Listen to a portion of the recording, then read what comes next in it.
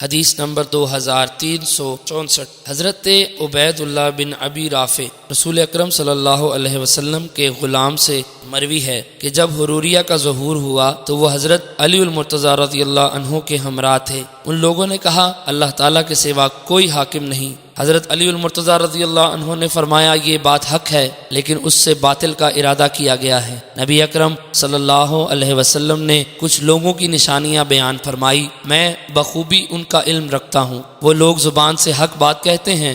آپ نے حلق کی طرف اشارہ کر کے فرمایا یہ اس سے تجاوز نہیں کرتا، اور یہ لوگ اللہ تعالیٰ کی مخلوق میں سے سب سے قابل نفرت ہیں۔ ان میں سے ایک شخص کالے رنگ کا ہے، اس کا ایک ہاتھ بکری کے تھن یا پستان کے کنارے کی طرح ہے۔ جب ان کو حضرت علی المرتضیٰ رضی اللہ عنہ نے قتل کیا تو فرمایا دیکھو۔ انہوں نے دیکھا تو اسے نہ پایا تو آپ نے فرمایا دوبارہ دیکھو، اللہ کی قسم نہ میں نے جھوٹ کہا اور نہ مجھ سے جھوٹ کہا گیا۔ آپ نے یہ بات 2 یا 3 بات فرمائی، پھر ان لوگوں نے اسے ایک کھنڈر میں تلاش کیا اور اسے لے کر آئے حتیٰ کہ آپ کے سامنے رکھ دیا۔ عبید اللہ فرماتے ہیں میں اس موقع پر وہاں موجود تھا۔